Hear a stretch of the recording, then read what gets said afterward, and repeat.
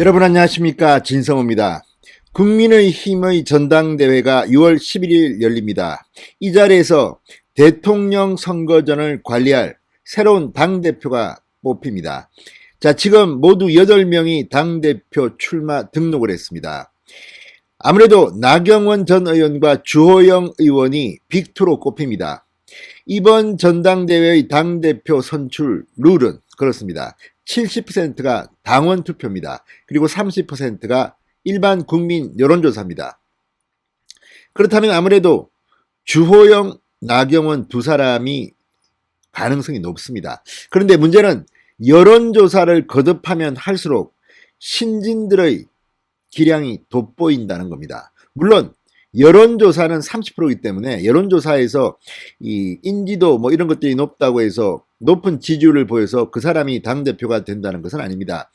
지난 2019년 자유한국당 전당대회에서도 오세훈 후보가 당시 압도적으로 여론조사에서 이겼지만 당 선거, 당원들의 투표에서는 황교안 후보가 압도적으로 이겼기 때문에 결국 황교안 대표가 선출됐습니다.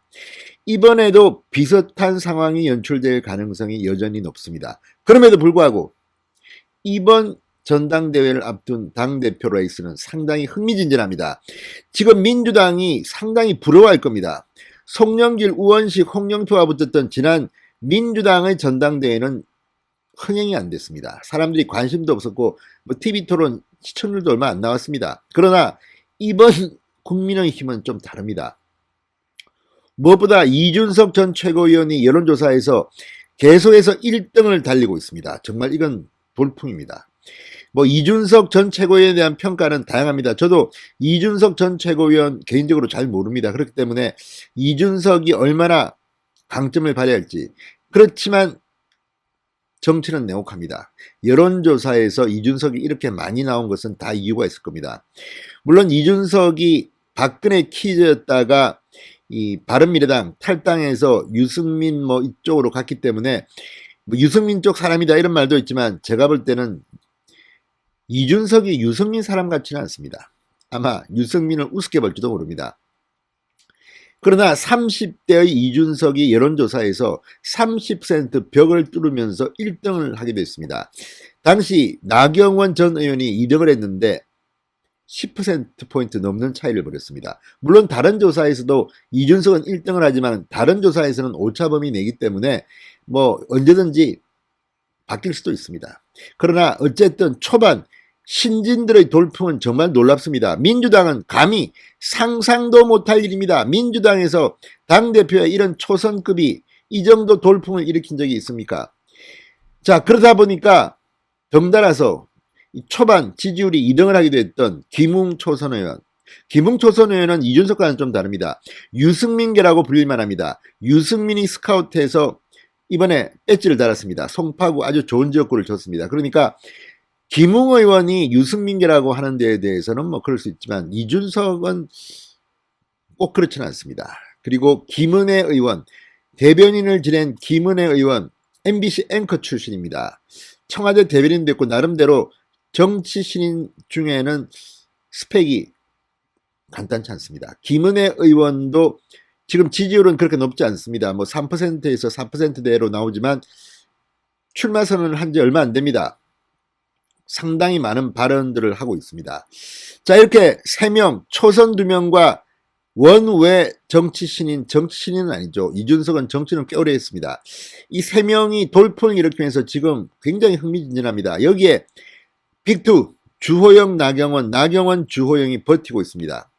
이 외에도 조경태, 뭐 윤영석 의원 등이 있습니다. 그런데 문제는 자, 이들이 당원 투표에서 얼마나 많은 표를 가져올 거냐 하는 겁니다. 그래서 지금 상당히 사람들이 지금 분위기가 묘하게 흘러가고 있습니다. 자, 조혜진 의원 같은 경우는 당대표 출마 선언했다가 최고위원으로 틀었습니다.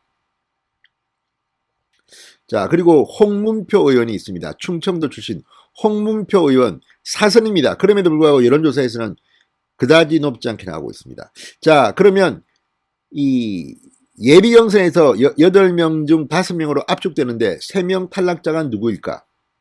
이것도 관심입니다. 자, 김은혜, 김웅, 홍문표, 조경태, 윤영석 의원 이 중 누가 탈락되고 누가 들어갈 것인지도 관심사입니다. 그래서 흥미진진한 겁니다. 원래 드라마는 예측 프로가 드라마입니다. 민주당처럼 예측 가능한 선거, 그리고 지금 민주당 대권 후보 이재명, 이낙연, 정세균 등등이 등장한 이것도 참 재미가 없습니다. 지금 한겨레 20일 칼럼에서조차도 국민의힘 당권 경쟁이 민주당 대권 경쟁보다 훨씬 더 재밌다 이런 말들이 나옵니다. 이게 왜 그렇겠습니까? 국민들은 알고 있는 겁니다. 그리고 또 하나, 이번 주 리얼미터 오늘 발표된 조사에서 국민의힘이 조금 오르고 민주당이 조금 내려가지고 격차가 더 벌어졌습니다. 지금 1위가 국민의힘입니다. 그리고 호남에서 20% 가까운 그런 지지율이 나왔습니다. 자, 이런 걸 보면 어쨌든 국민의힘은 역동적으로 움직이고 있습니다. 그도 말씀드리지만 당대표에는 나경원, 주호영 두 사람이 될 가능성이 저는 지금도 높다고 봅니다. 그러나 만약에 정말 엄청난 드라마가 일어나서 이준석이 당대표가 된다면 이건 정말 정치사에 기록될 만한 대단한 겁니다. 물론 이준석에 대한 평가는 다시 말씀드리지만 다양합니다. 이준석이 당대표가 되는 것이 과연 좋으냐는 데 대해서도 의견은 엇갈립니다.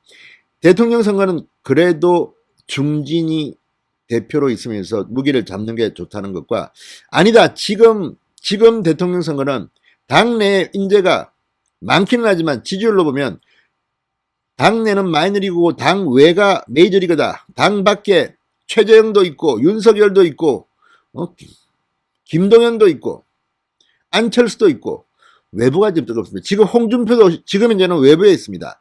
자, 만약에 홍준표가 복당을 해서 당내에서 대통령 후보로 경선을 한다면 홍준표, 그리고 원희룡, 유승민, 김태호 이 정도가 아마 경쟁할 겁니다. 메이저리그 같지는 않습니다.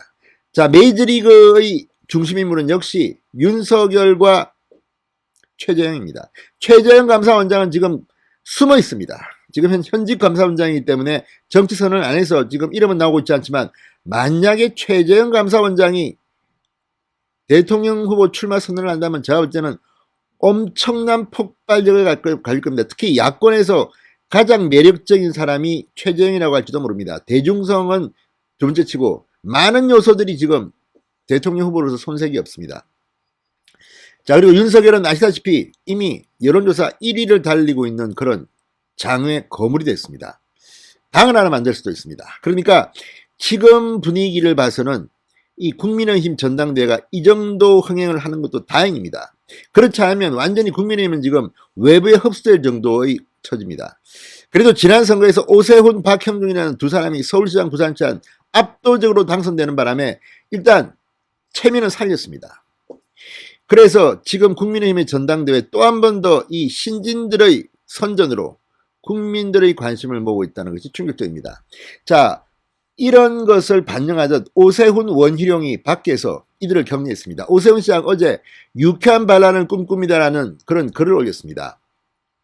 페이스북에 밤늦게 올린 글에서 여러 번 망설였고 깊게 고민했다. 많은 분들의 다양한 도움을 받아 선거를 치른 지 얼마 되지 않아서 감히 이런 의견을 낸다는 것이 주제넘는 일일 수 있어서 더욱 저어되었다. 저는 한 명의 당원으로서 당이 국민의 마음을 얻기를 간절히 원한다. 방금 전 영선, 초선들이 자체적으로 벌린 토론회를 유튜브로 봤다. 발랄한 그들의 생각과 격식하게 탈권위적 비전을 접하면서 우리 당의 밝은 미래를 보았다. 이렇게 말했습니다. 저도 이거 깜짝 놀랐습니다. 22일 당대표 후보 등록을 마감하는 그날 이 영선, 초선 3명이 토론회를 가진 겁니다. 이거는 민주당도 감히 상상 못하는 아주 발랄한 겁니다. 이들이 개인 한 명, 두 명이 좋다 나쁘다는 차원이 아닙니다. 이런 게 지금 국민의힘이 변하고 있다는 겁니다. 그리고 이번 선거는 중도층을 흡수해야지 이기는 선거입니다. 여전히 과거 이야기하면서 개파 어떻고 이런 식은 안 통합니다. 지금 이준석, 김은혜, 김웅 의원은 사무실도 없습니다. 나경원, 주호영 등등 기존 중진들은 여의도에 번듯한 사무실 캠프를 차리고 당대표 선거운동을 하고 있지만 이들은 사무실이 없습니다. 김웅은 무슨 차 하나를 만들어서 그 차 안에서 뭐 전국을 돈다고 합니다만 이준석은 그런 것도 없습니다. 김은혜는 자기 의원실에서 한다고 합니다. 이런 것들이 어쨌든 국민들 입장에서 볼 때는 아우 대단한 변화로 보이는 겁니다. 자, 원희룡 의원 역시 원희룡 제도지사 역시 이 젊은 바람에 한마디 했습니다. 오늘 글을 올렸습니다. 젊은 바람이 전당대회를 휩쓸고 있다. 이 바람의 동력은 변화에 대한 열망이다. 그러면서 이 소장파의 선전을 지원했습니다. 내년 대선은 누가 더 빨리 누가 더 많이 변하느냐의 싸움이다. 익숙한 과거와 결별하는 당이 집권할 것이다. 지난 서울시장 선거에서 과거와 우리와 단절을 시작해서 이긴 성과를 이어가야 한다. 과거의 우리와 단절을 시작해서 이긴 성과입니다. 자, 그러면서 젊은 후보들은 돌풍, 당의 변화를 상징한다. 시대가 바뀌고 있음을 보여주고 있다. 중진들의 변화도 몰고 올 것이다. 누구든지 과거의 자신과 싸워 이긴 사람은 변화의 주역이 될 수 있다. 그러니까 지금 오세훈이나 원희룡이 말하는 것은 중진들이 나쁘다는 게 아닙니다. 이런 신진들의 돌풍이 중진들도 변화시킨다는 겁니다. 이렇게 싸워서 당대표가 된 사람은 미래를 생각할 겁니다. 자, 어쨌든 지금 국민의힘에 불고 있는 이거 대단합니다. 이 돌풍을 이어간다면 아우 국민의힘 내년 대통령 선거에서 엄청난 성과를 낼 겁니다. 그렇지만 그 과정은 또 굉장히 복잡합니다. 국민의힘의 후보가 나오더라도 윤석열, 최재형, 장외에 있는 거물들과 또 다른 야권 단일화 경쟁을 치러야 할지도 모릅니다. 물론 윤석열이 당으로 들어올 수도 있습니다만 좀 더 지켜봐야 됩니다. 어쨌든 지금 여권 민주당은 고여 있습니다. 재미가 없습니다. 국민의힘은 흥미진진합니다. 이준석, 김은혜, 김웅이 개인이 중요한 게 아닙니다. 이런 젊은 바람이 지금 국민의힘에 불고 있다는 것, 물론 시청자 여러분들 중에서 개개인적으로 뭐 이 세 사람 싫어하는 사람도 있지만 이런 거 떠나서 아마 당대표는 다른 사람이 될 가능성이 높습니다. 어쨌든 이런 변화의 바람이 국민의힘에 불고 있다는 이 자체만으로도 지금 민주당은 완전 망했습니다. 진성우의 직설이었습니다. 여러분 감사합니다.